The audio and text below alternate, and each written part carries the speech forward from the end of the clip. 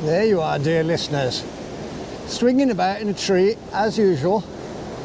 So, what do you think you're doing?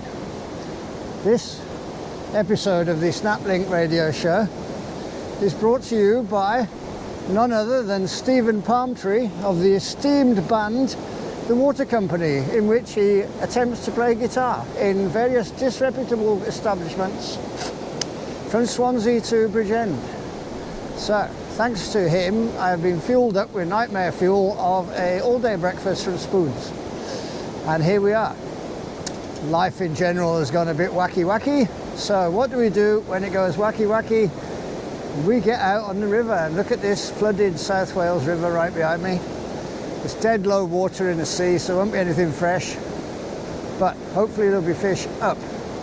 And what we have here, we have 10 feet of finest Grays carbon fibre, a fistful of Shimano carbon fibre, and of course a lure from Finland, just to show we're multicultural and all that stuff. So, when I say life's gone fucky yucky, I mean it, because my channel has been demonetized because my photo ID has caused too many raised eyebrows at Google or wherever it was sent, and now I'm back to square one. So you might not have any adverts. I don't know. Apart from that, everything's gone south, east and west, except the weather, which is perfect for this. And we shall untangle this lure somehow. Sort of, like so, maybe. Now, let's drop it in front of the camera for ye in the dark.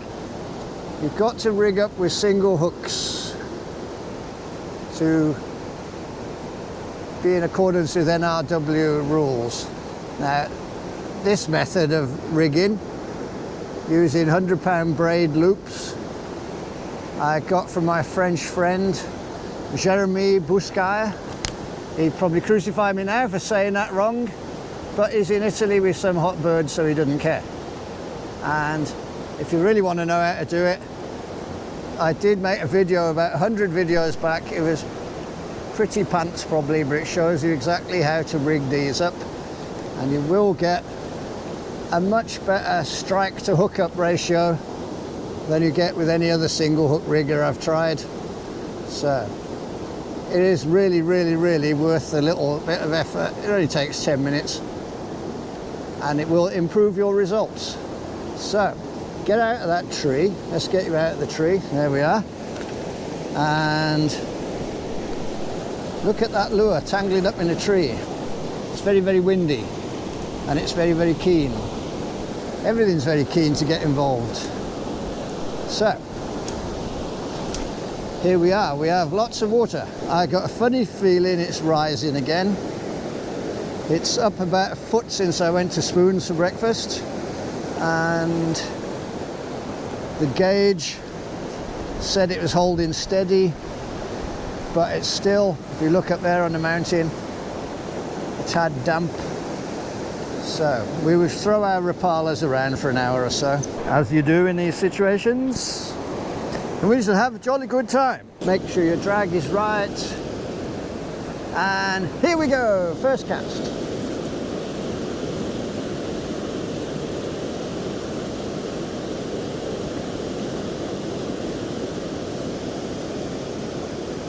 Fish it right into the bank. Oh, we caught a leaf. We're fishing straight across to start with. Not necessarily the best way to use a Rapala, but it does work. If we were fishing upstream, and MEPS would be better. But we'll throw this into all these little corners.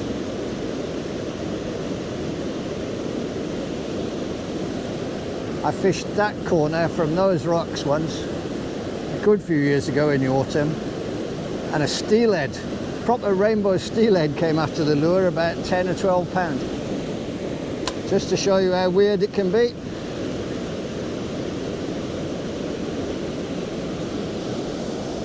Unfortunately, he didn't take the lure.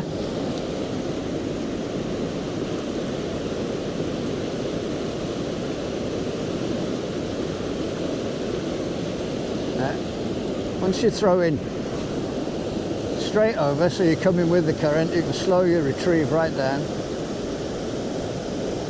Fish it more like a fly. That's if you can see anything at all with all the rain.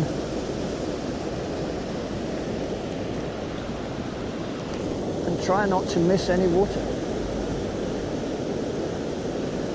Fish could be right by your feet, or right over the far side, or anywhere in between.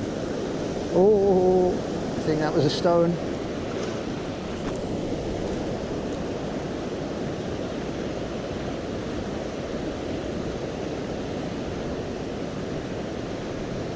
And of course we have the major problem now. Let's give you a wipe off. Naughty. If we do hook a big fish here and he goes down there, we're screwed. And that is a feature of floodwater fishing, especially on a river like this. There are no banks where you can walk down 100 yards, 200 yards, very, very rare. So we use heavy gear. And if you get into something bigger, hold on for grim death.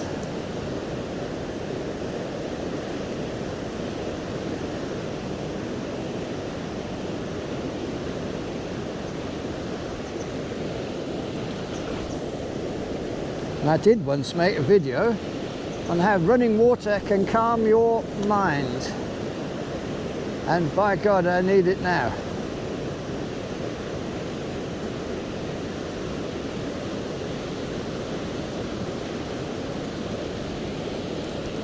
The whole situation is pretty grim.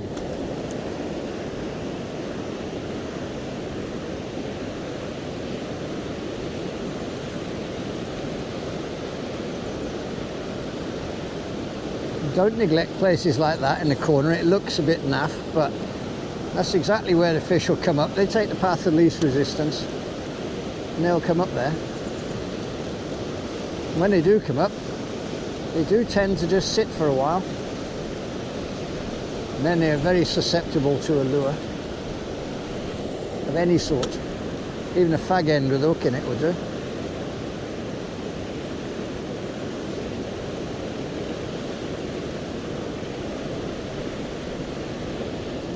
Right then, what we're going to do, Fokuramas, we're going to get out, we're going to go down to the next pool if it's at all fishable, and if not, we'll go to the next one, the next one, the next one, the next one, until we reach a car. Let's have a game of football.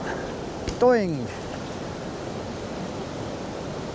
Yes, there's a problem with that. Playing football with one person may not work so well. And I hope my camera is still waterproof, because it's awfully wet. Awfully damp.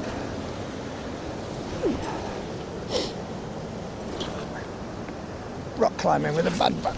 It's always a bloody good idea. But we're full of good ideas. And I always imagine that this is what the Amazon would be like. If you were on a little trail in the Amazon and not South Wales, it'd be warmer, just as humid, because it's got to be 100% now, except you might have giant spiders. And right, now we've got some sort of sound. So now we're going to start again. The bloody receiver, I don't know whether it got water in it or what, but it just stopped receiving and went off. Probably shorted out, I suppose, in the rain. So what happened was, we got here, the sound had gone again, and I was looking down there, and you're still with us, and thinking, yeah, you've probably got a good chance of hooking a fish there, but you're going to have to go right on the end of that rock to try and land it, and you're going to have to drag it up through there. So you might manage a 1 pound fish. Anything else, number one, you ain't going to drag it up. Number two, if you slip off there, it's good night Irene. So we won't. Let's fish this pool. We've had some good fish here. No need to retrieve till it comes to the edge. And hopefully your sound is still working.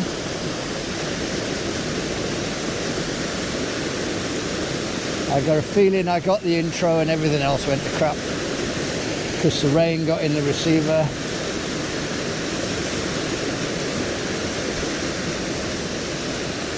Maybe I'll have to, oh, we've got a bit of crap. Maybe I'll have to cover it in grease or something. Silicone grease, silicone spray. Waterproof it up. Yep. Gone again. Switched itself off. It's all fully charged. So this video is going to be a real dog's dinner, I think. I'm going to have to keep looking down, see if the lights are on.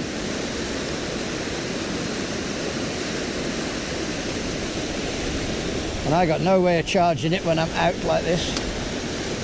So if it's gone flat, if it's just water, that's one thing. If his battery's knackered,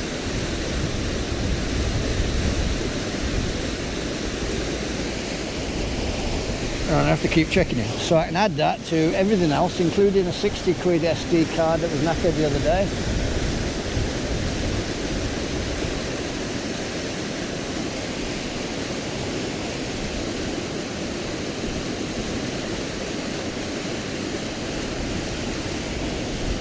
So I can just fish as long as everything works. Still working? Yes. You're going to get used to being tipped down like that every now and again to check.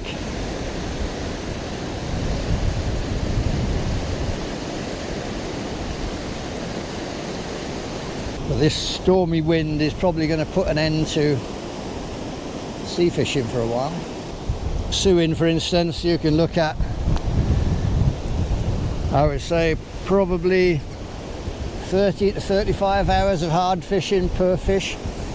Salmon, people can go years without catching one. So it really is a case of hours in, results out. And we are results driven, strangely enough. We're not fussy whether it's worm, fly, spinner. The name of the game is to get the fish. And when they come, it's all worthwhile. All the swearing electronic gizmos, the getting wet, the bad backs, the falling over, none of it will matter. Can you see that lure down there wiggling? That's the action of a Rapala with no retrieve at all.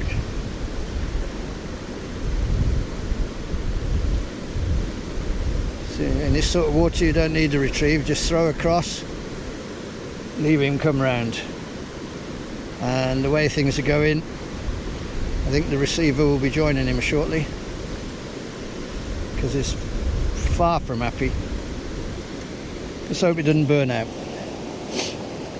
Sniff, sniff, sniff.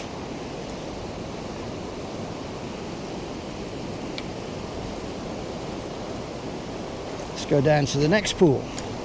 You can see where the water was at some point recently. Look, there's the water line. And the small gravel that I always go on about, look. And my friend Wayne, when there's a big flood on, he just parks himself on that rock there because he can't walk too far. And climbing round on rocks is a no-no for him. And he will either fish right down there, or for preference, when there's a huge flood on, the top of that bank is where you'll catch the fish. So he's using his head. Right then, let's have a look at this pool. This used to be a really good pool, but it changes so much with each flood, you can never be sure. And luckily we got steps. That bit right in front of us, for instance, there, off the point of that rock, from one flood to the next it can be 18 inches deep or 8 feet. Just keeps changing all the time. So you really can't, you can't come here when it's 18 inches deep and then go, oh yeah, here we go, it's new flood, it's 18 inches deep, because you'll jump in there and you'll disappear. And I would hazard a guess it's not 18 inches deep now. It's just just depends how it fills in. Right, fish a bit of it.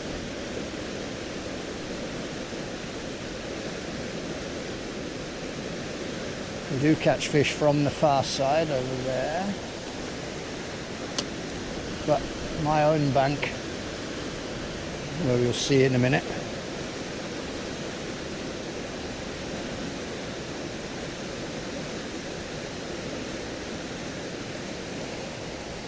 all down there where those behind that little tree. That's the right water. It's what I call barbel water. Smooth, steady, walking pace. It has the little gravel. And that's where fish can rest up.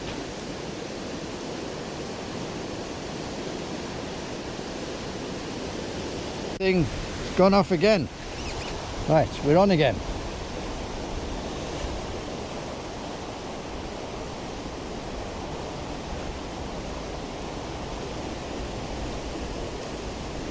I definitely need to get this sorted out because it'd be bloody impossible to make videos like this.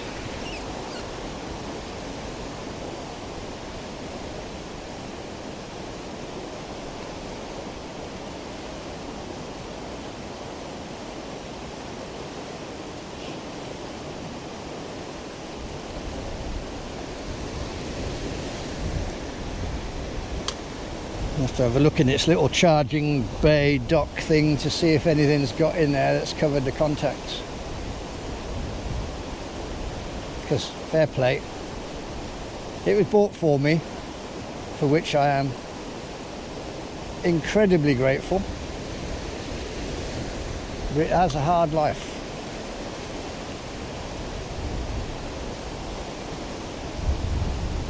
It gets no favours for being electronic. One more down there, let it drift down a tiny bit, bring it up under the tree.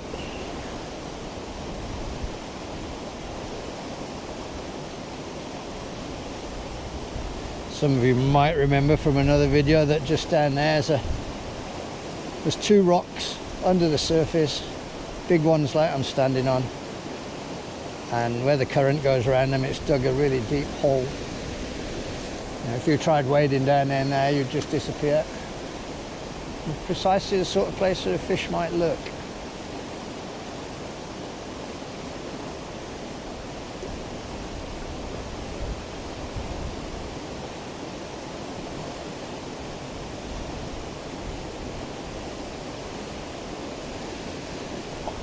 Right, how are you all doing for battery power? Well, you're okay for a minute.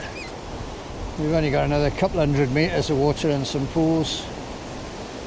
And the idea is we'll fish that now. And then we'll come back out later, or maybe we'll just go and dry everything off and then come back out, who knows. Now here's a really odd thing. And this channel is full of odd things, chiefly me. I have had my own house for 1 million years.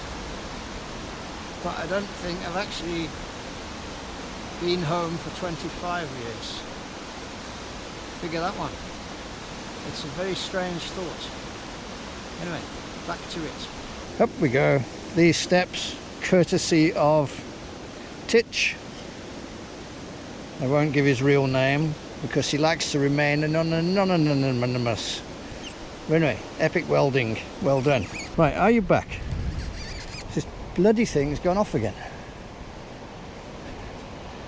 There's no smoke coming out of it, so can't be that bad. Brambles, go away. Don't particularly want to fall here because it will just go bink bonk bonk into the water.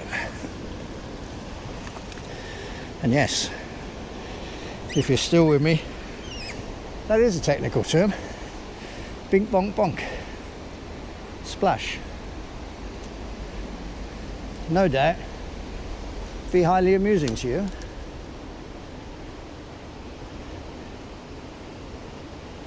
More tiresome for me.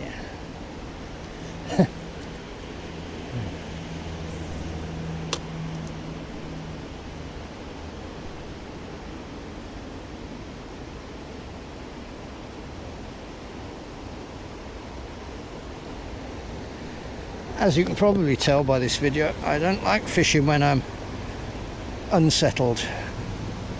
I know I'm out, and I know it's doing me good, because just being out is a winner, whatever happens.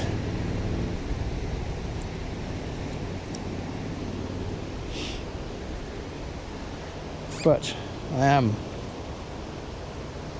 unsettled,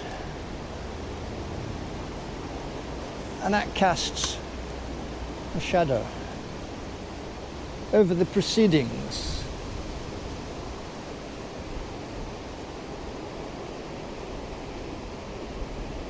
And proceedings with a shadow are not the most amount of fun.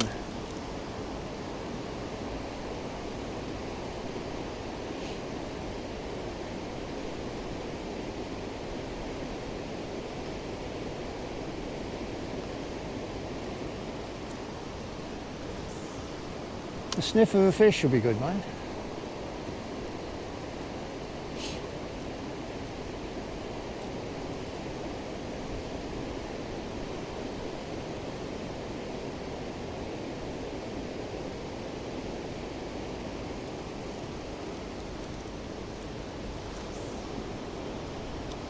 But like I say, this lark is time. Judging by my battery, I've been out for half an hour on this little trip. 34.5 hours later, we might get a bite.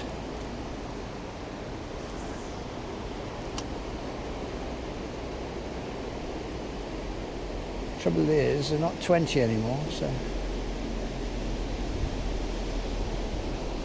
you can't put in 12-hour days. It's just not going to happen. Get out for an hour or two and hope for the best. You can compensate for not being able to do humongous sessions like Ashley. When he goes sea fishing, he goes and he's out, and he ain't coming home till God only knows when. Doesn't care. I can't do that anymore. But what I can do is get out an hour, go home, come back out, come back out, come back out, keep coming back out. In this spot, the fish generally come from literally right there. They follow the lure up, or about 2/3 of the way across. They seem to like lying there in this water. In fact, I've had a couple of salmon from right there. In fact, even had one day just up there on a 5-weight trout fly rod.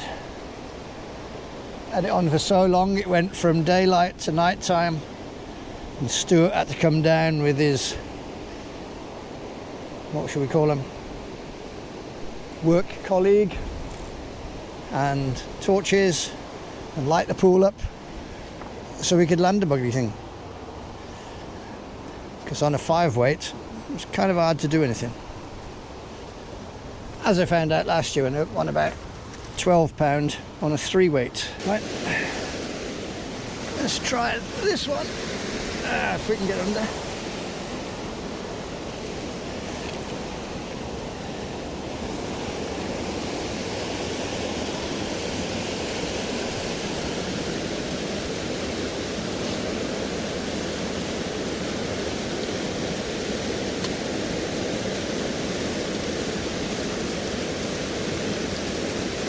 I'm sure I've mentioned this before, but if you're fishing a Rapala like that, you want a rod. This one's just right on the edge of being too stiff, but you need it for these conditions. But if you've got a rod with a sensitive tip, you can see the tip of the rod ticking as the lure comes in, and you can use that to keep the speed of the lure constant. So you retrieve, don't retrieve, whatever, just keep the tick, tick, tick, tick, tick going. And that way you don't have too much wasted retrieve where it's too fast or too slow. Because that is representing a 2-inch fish, and they can only swim at a certain speed. So for instance, they're not going to swim upstream against that. because a 2-inch fish swimming upstream against that would actually be going backwards. Yeah. Same as if they're coming across this calm water, they're not coming across at 40 mile an hour.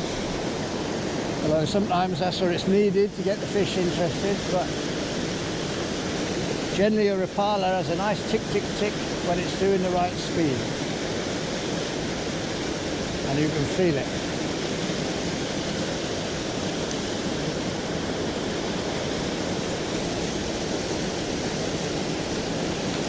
I'll show you how fast this water is. If we stepped out there, you will fall over. The fish can make it. I know, I've seen loads of them do it. Fish have one big advantage. They're only 4 or 5 years old. That pool used to be really good, but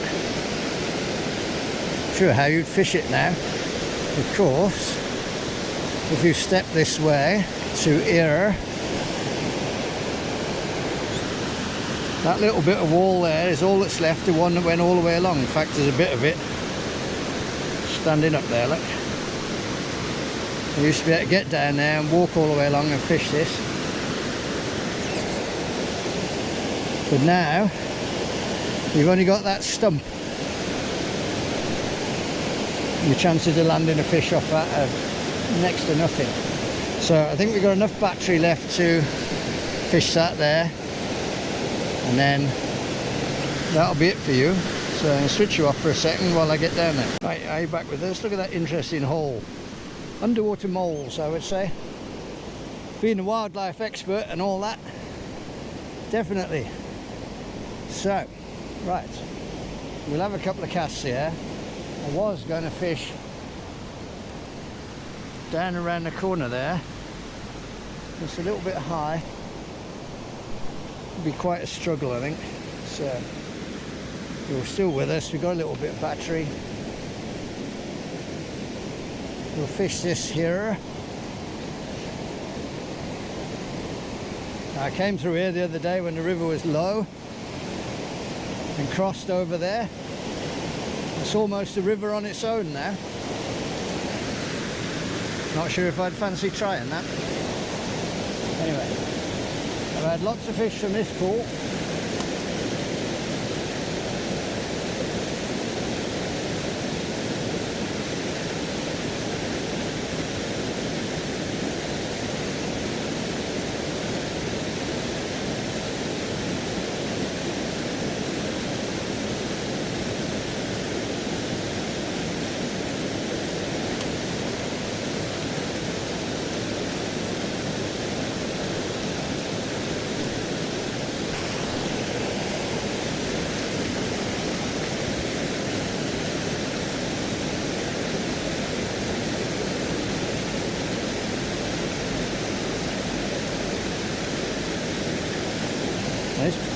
This weir is not a stopper by any means, but fish do like to hang around here.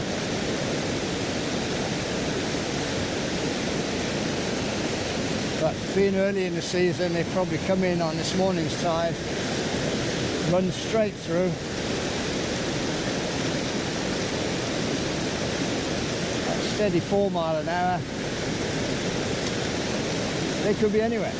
But the way the water's clearing off, in that there, look, it's quite clear. Could come out bugging later. That'll find them if they're around. Wayne, who was in the last video and down the docks, had a 13-pounder off here. Off what is now dry land. In a whopper of a flood. When the water was right up on top of those rock stones there, so it would have been about 2 foot of water there.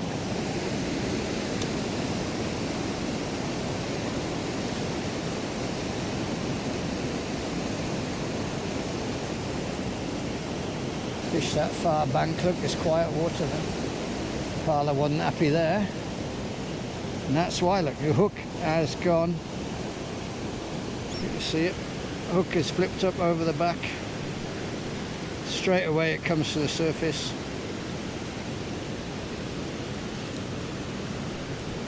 Whatever lure you're using, it has some drawbacks.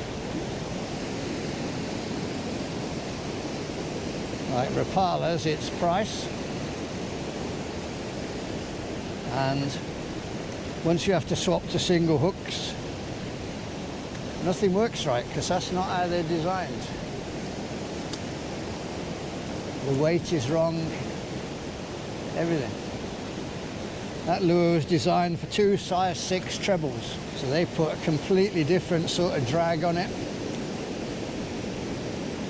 It sits with a different attitude in the water, everything.